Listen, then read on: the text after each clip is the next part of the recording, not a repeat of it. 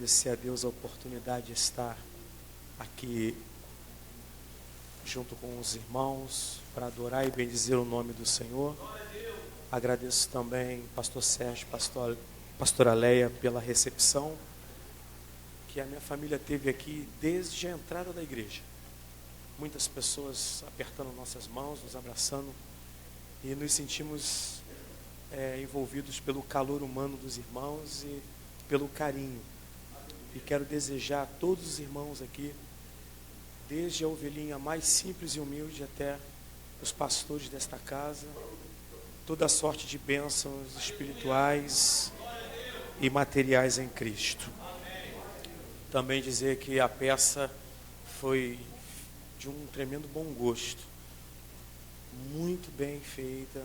Os irmãos estão de parabéns, inclusive o irmão Gago. Gago.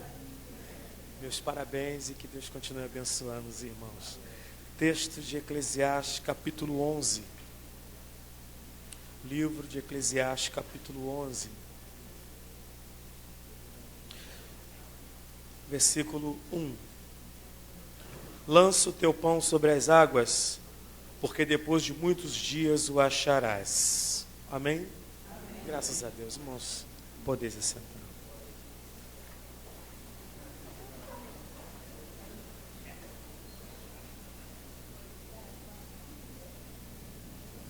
O livro de Eclesiastes, pelo menos para mim,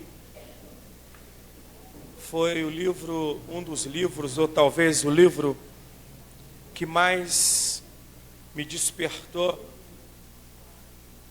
apreensão em alguns momentos.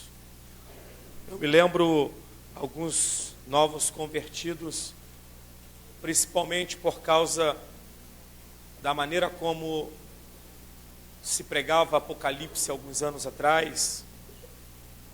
Tinha pavor do livro de Apocalipse, mas eu sempre me relacionei razoavelmente bem com o livro de Apocalipse. Mas o livro de Eclesiastes sempre me chocou em alguns textos. Talvez porque fui criado dentro de uma teologia pentecostal e a gente nasce no meio do Pentecoste vibrando e com otimismo para dar e vender, e com uma espiritualização muito forte. Nós somos, por natureza, por causa da maneira como abraçamos a fé, de uma forma muito especial, transcendente, de maneira que a gente orava pedindo a Deus para dar sonhos espirituais para a gente, e ficava torcendo para ver anjos caminhando conosco, e era profecia para um lado e revelação para o outro. E por causa dessa vivência altamente espiritual, dessa efervescência toda pentecostal, essa crueza e essa maneira natural de se expressar de Salomão nesse livro me assustava muito. O realismo dele me trazia uma certa apreensão, principalmente em alguns textos como esse do capítulo 7, Eclesiastes capítulo 7, verso 2, ele diz assim: melhor é ir à casa onde há luto do que ir à casa onde há banquete, porque ali se vê o fim de todos os homens e os vivos o aplicam ao seu coração. Uma palavra extremamente realista, sem nenhum jargão evangélico adocicado. Ela é crua, ela é impactante e ela é fria às vezes na maneira de se ler. No versículo 3 ele diz: melhor é a tristeza do que o riso, porque com tristeza no rosto se faz melhor o coração. Então essa visão dele, essa colocação dele, do comportamento e da vida, me trouxe sempre um pouco de apreensão quando ele fala que a gente morre, e morre mesmo, e o corpo desce à sepultura, e ele não dá nenhum tom de doçura, não termina com nenhum final feliz, como a gente gosta. Eu ficava assustado com esse texto, e com outros, porque é um livro que fala de uma forma muito franca e realista. E algumas vezes parece que ele está sendo pessimista mesmo. Parece que há um tom de amargura no coração dele. Parece que ele viveu, ele desfrutou de tudo, ele curtiu a sua riqueza e a sua sabedoria até o fim. E quando vai escrever o livro, parece que ele está cansado.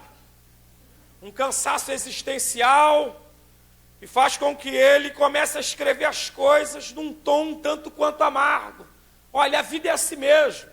As pessoas morrem mesmo. É melhor estar no enterro, num féretro, no meio de uma cerimônia fúnebre, do que estar numa festa. Mas a gente sabe que, na verdade, ele escreve debaixo da tutela de Deus. E o que ele bota no papel e o que ele desenvolve, não desenvolve por ele mesmo, mas desenvolve a partir de uma fala, de uma revelação de Deus. E aqui nesse versículo 1 do capítulo 11, mais uma vez ele vai falar de uma forma despida de espiritualidade. Não é um versículo pentecostal para se pregar num congresso. Não é uma palavra para enfervecer corações. Na verdade, esse texto é utilizado muitas vezes para se falar sobre sabedoria de vida, como tocar bem os negócios, como administrar a vida, como enfrentar os desafios da vida.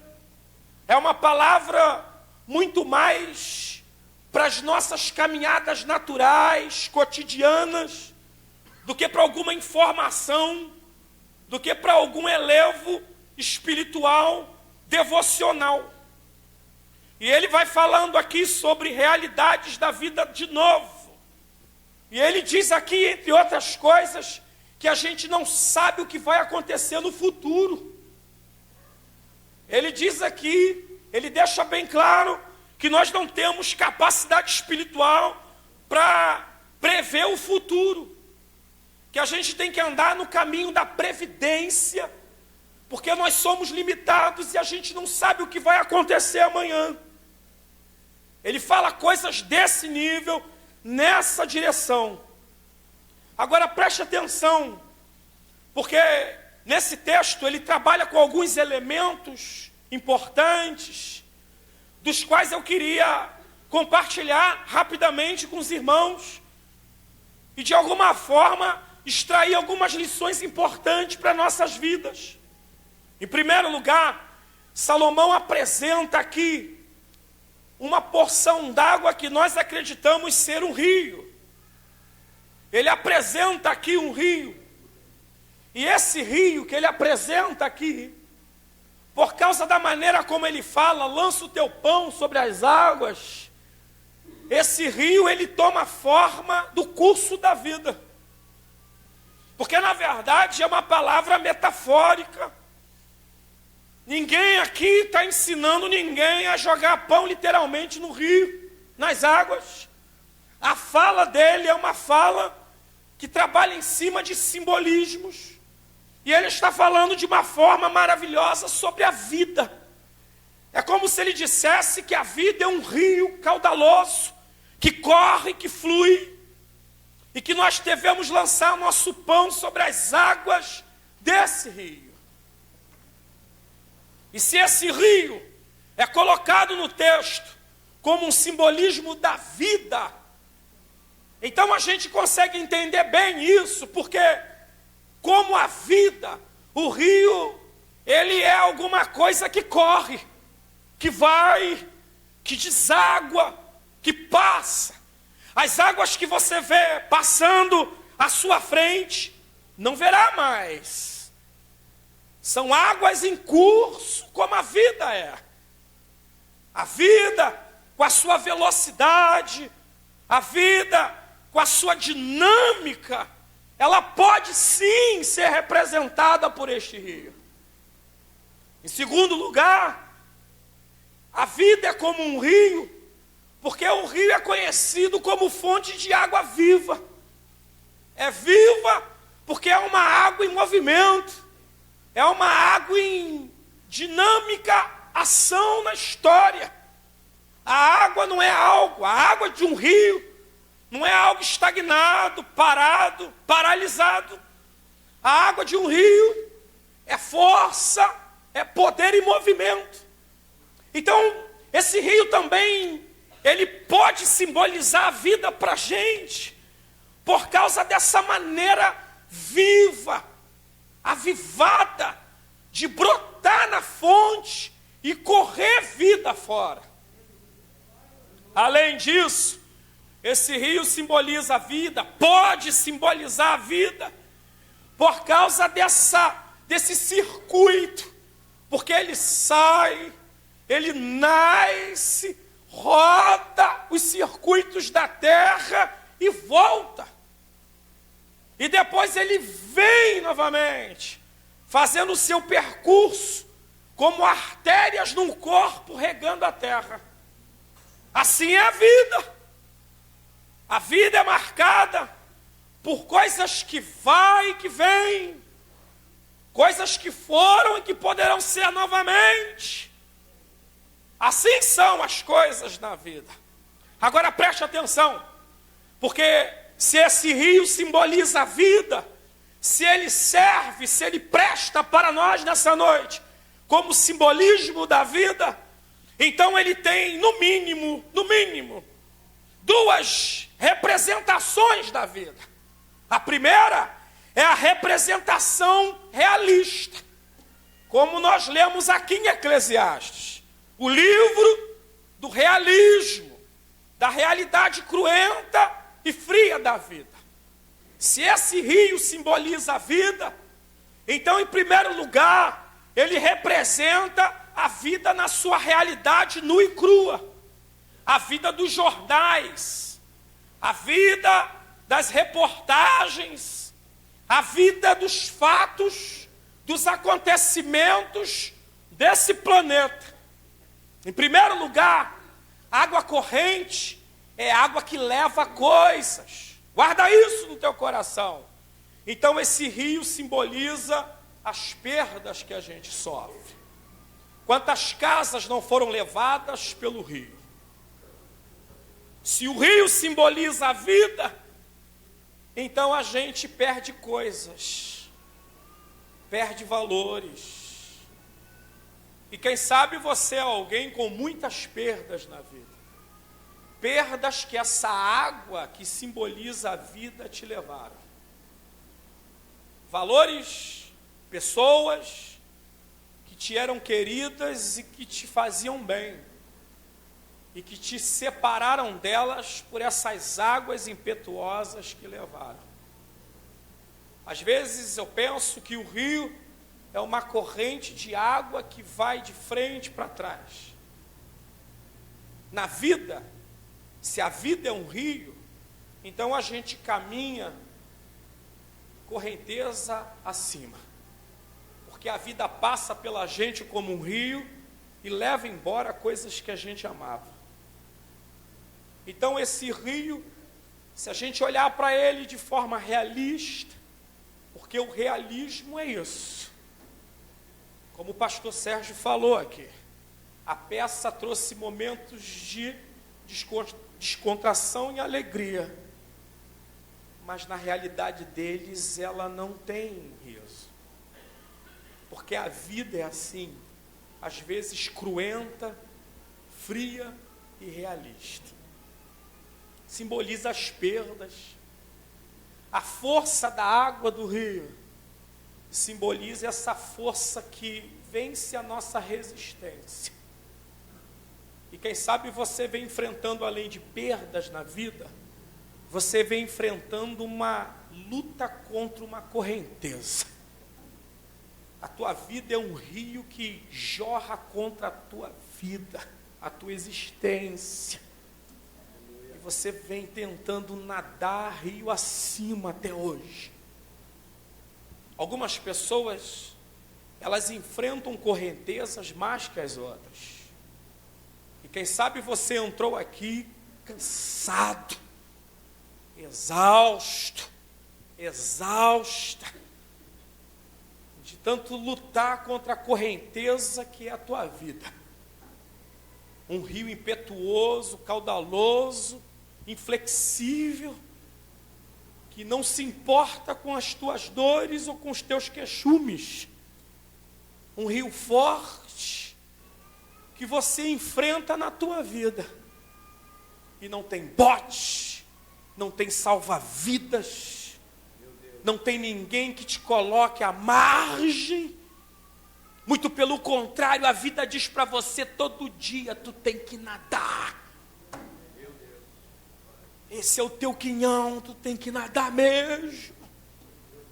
E você vem enfrentando esse rio de águas caudalosas, poderosas, que desce contra a tua vida. E eu quase posso ver a tua vida no meio dessas águas que descem do monte. Parecido com as águas do Jordão ali perto de Jericó. Águas profundas e poderosas. E quantas vezes você quis parar de dar braçadas, mas você percebeu que se você parar de nadar, você morre. Então você reuniu as poucas forças que você ainda tinha na vida e continuou braçando para não morrer. Esse rio também simboliza águas violentas. Esse rio, que para nós hoje simboliza a vida, simboliza águas violentas, águas que quebram, águas que levam sonhos, como a gente cansa de ver na região serrana do Rio de Janeiro. Geladeira nova sendo levada, sofá novo sendo arrastado pela correnteza. A violência das águas. E quem sabe você vive um tempo de águas turbulentas. No rio, no seu trajeto, às vezes tem rodamuinho.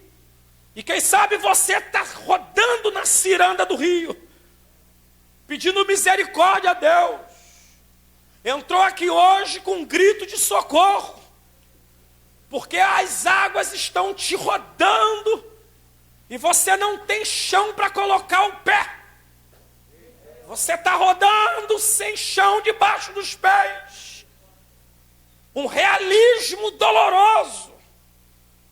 O que você mais queria é que um filme no estilo de Hollywood acontecesse. Que cipós fossem lançados, que helicópteros descessem, que pessoas te resgatassem. Mas você não vivencia isso. O que você vivencia na sua casa, na sua vida, no seu mundo psíquico, emocional, é uma turbulência, aonde você é jogado de um lado para o outro. O interessante é que o rio é perigoso, e eu vi um homem morrer assim. As pessoas diziam, lá onde ele estava, as águas pareciam tranquilas, mas debaixo do espelho d'água, o corpo dele rodava no rodamuinho, porque o rio puxa por baixo. Por cima as águas estão serenas, mas por baixo as águas do rio estão sacudindo tudo. Quem olha para você pensa que está tudo bem, mas por baixo da tua existência, nos bastidores da tua vida, as águas do rio estão movendo de uma forma agressiva e turbulenta a tua existência. Águas violentas, Além do mais, além disso, esse rio que simboliza a nossa vida, ele tem um quê de incerteza, porque você não sabe o que vai acontecer, porque essas águas não têm endereço para te dar. As águas do rio não te dão satisfação de nada, elas descem e vão embora. Se você não tiver um mapa, não tiver conhecimento geográfico, você não sabe aonde vai parar, porque as águas do rio, elas descem sem freio, sem limite, e não tem destino informado. E quem sabe você está vivendo uma vida sem rumo, está vivendo uma vida carregada, as circunstâncias estão te carregando, você está sendo embalado pelas circunstâncias, e a pergunta que você faz todos os dias: até onde eu vou, Deus? Aonde é que eu vou parar? Quando é que essas coisas vão terminar? Aonde vai dar minha vida? Quem sabe você é novo, está ansioso e apreensivo quanto ao futuro, e o seu grande questionamento é esse: o que eu vou ser? Para onde eu vou? O que vai ser da minha vida? Quem sabe você é alguém desconectado de referência paterna, é alguém que nasceu desprovido de aproximação paterna, materna, e um sentimento de orfandade caminha contigo. E a pergunta que a tua alma faz, não é a tua boca, é a tua alma: para onde eu vou? Aonde eu vou chegar? O que vai ser de mim daqui a alguns anos? É a filosofia do rio. É uma das marcas da vida realista. Esse rio, gente, que simboliza a vida, simboliza frustrações.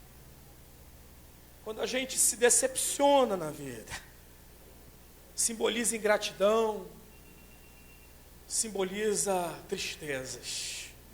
Agora preste atenção, porque se esse rio por um lado apresenta para a gente o lado cruento e realista da vida, por outro lado esse rio também simboliza a esperança, simboliza a graça de poder sonhar, simboliza o universo espiritual de Deus.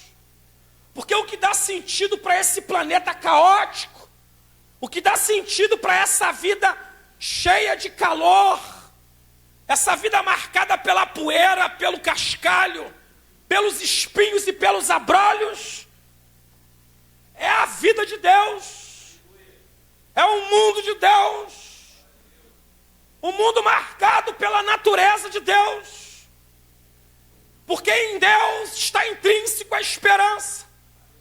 No planeta Terra, a realidade é a falência, o luto, a angústia, a depressão. Mas para o lado de Deus, no universo de Deus, no reino de Deus, o que se vivencia é esperança. Então esse rio simboliza para nós essa realidade marcada pela esperança. E Salomão, apesar de todo esse realismo do rio, ele tem a coragem de dizer para você: a vida é assim. A vida é marcada por frustrações, por ingratidões. A vida é marcada por morte, por luto, por tristeza. A vida é marcada por separações, por perdas. A vida é marcada por conflitos pessoais, emocionais. A vida é marcada por indiferenças, por violências. Ele diz tudo isso, nesse simbolismo todo aqui. Mas ele também deixa uma palavra para a gente. Apesar disso, nunca deixe de lançar o teu pão sobre as águas. Que coisa tremenda, gente. Que coisa linda. E aí, gente, lançar o pão sobre as águas é se insurgir contra tudo isso. É ter sempre um apesar com a gente. Apesar da vida ser o que é, apesar dos relacionamentos estarem se deteriorando como estão, apesar de eu estar vivendo essa turbulência, apesar de eu ter perdido gente querida para a morte, apesar,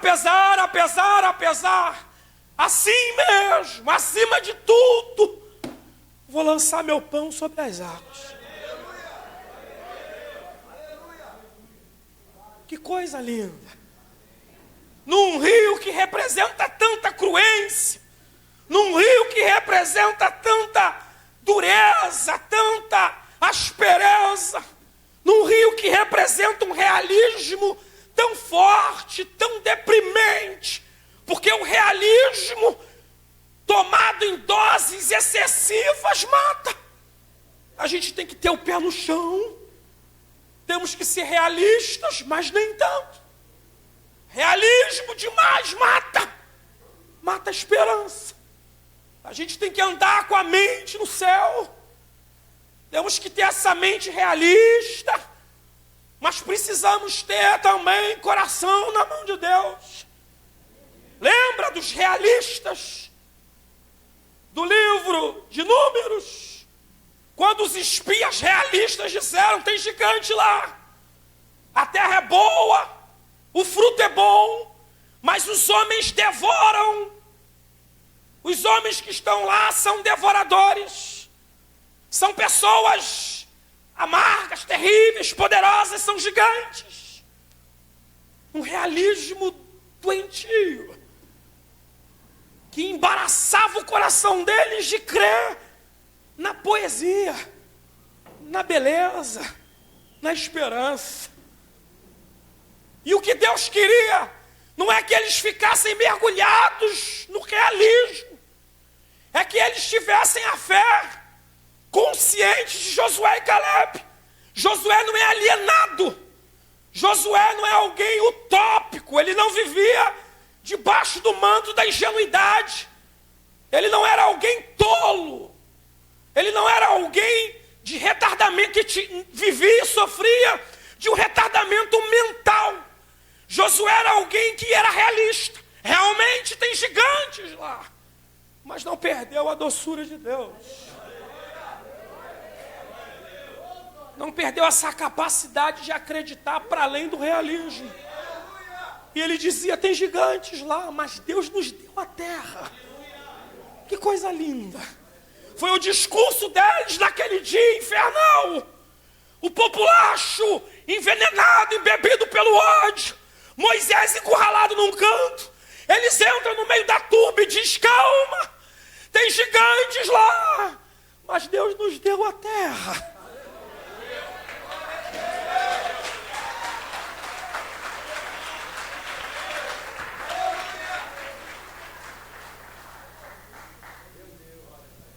Nunca perca essa graça. Por mais que você apanhe na vida, nunca perca a graça de lançar o pão sobre as águas. Esse gesto de arremessar o pão sobre as águas é a manifestação externa, histórica da esperança. Só lança pão nas águas quem ainda não morreu, quem ainda tem esperança, quem ainda acredita que Deus é Deus na vida. Ele não fala de Deus aqui, ele não nomeia, não tem anjo, não tem raio descendo, não tem Pentecostes, não tem nada. O versículo não tem nada que possa nos emprestar algum significado pentecostal, espiritual, poderoso. Mas tem que ser assim, para a gente aprender a caminhar em Deus, sem essas muletas pentecostais. O texto é firmemente realista, mas tem Deus nele.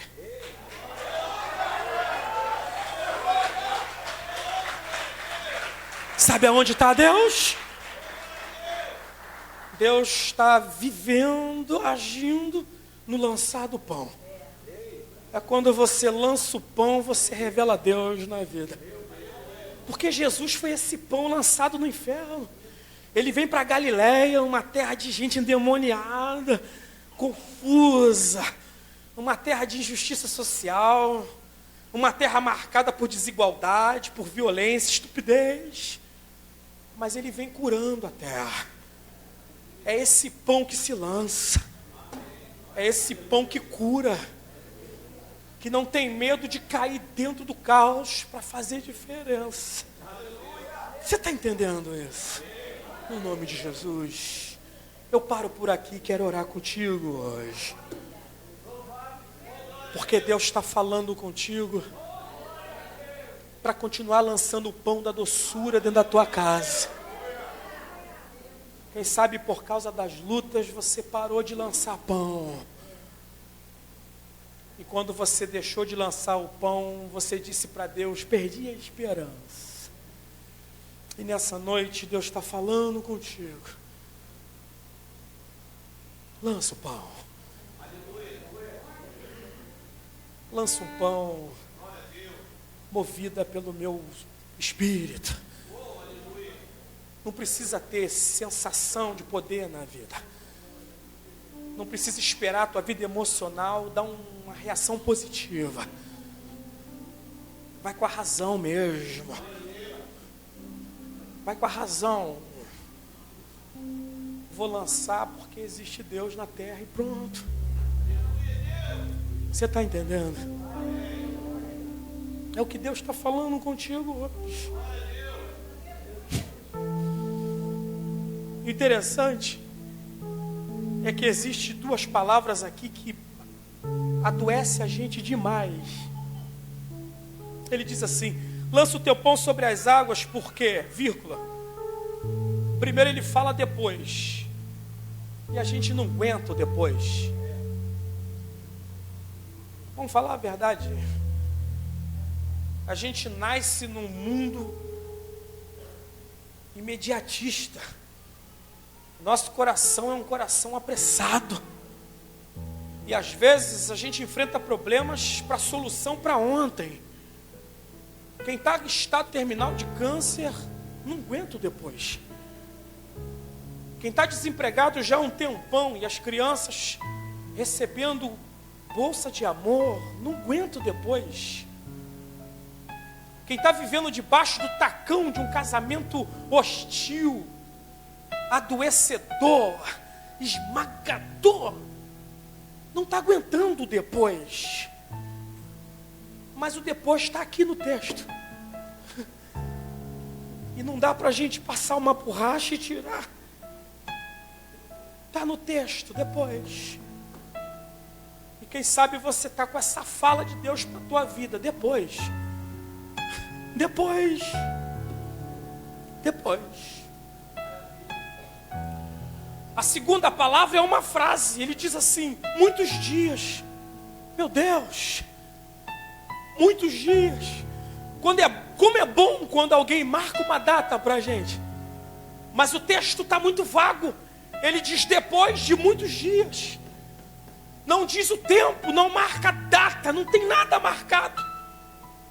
É Deus dizendo para você: vou chegar depois de muitos dias. E como é desconfortável ficar com essa fala de Deus. Eu me lembro de Abraão, quando Deus disse: prepara o sacrifício, prepara o altar, corta os bichos no meio, a rola, a pomba você não corta. Coloca os bichos separados e um caminho no meio do sacrifício e aguarde. O fogo é meu. Oh, meu Deus. E a gente às vezes tem o palito de fósforo, tem o álcool. E Deus diz: o fogo é meu. E o texto diz que veio à tarde.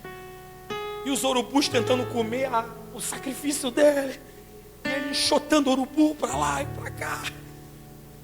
E como é que Deus fica passivo em silêncio? E ele enxotando o urubu. E depois diz que um terror veio sobre ele. E Deus não veio. E depois diz que ele ficou sonolento. O velhinho começou a cochilar e dormir.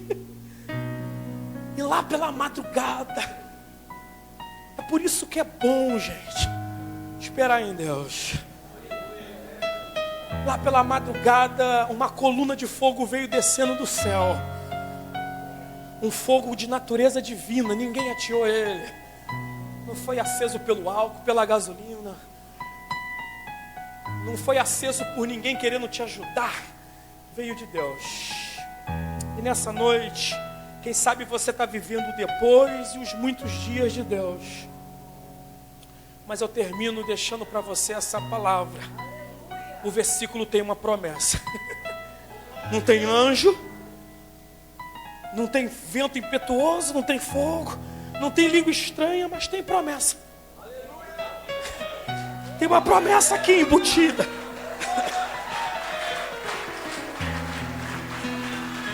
Oh, glória. Deus está dizendo para você que no meio da agrura da vida, da correria da vida, no meio das pancadas, dos bate-apanha da vida, no meio das dores, das feridas, dos insultos, das traições, no meio das mentiras, das perdas, a gente sempre acha alguma coisa. E a palavra está com uma certeza tão grande. Você vai achar. Não está na condicional. Não é uma coisa relativa que falseia. É uma palavra com autoridade. Achará. É Deus falando para você, lança.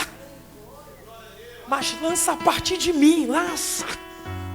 Pode lançar. Pode lançar, pode ter coragem para lançar. Porque você vai achar. Não porque a vida é boa, não porque as pessoas são boas, mas porque eu sou bom. Vai voltar para a tua mão, porque Deus é bom. É Senhor da vida espiritual e da vida terrena. No nome de Jesus. Amém. Que Deus te abençoe e que Deus guarde em você.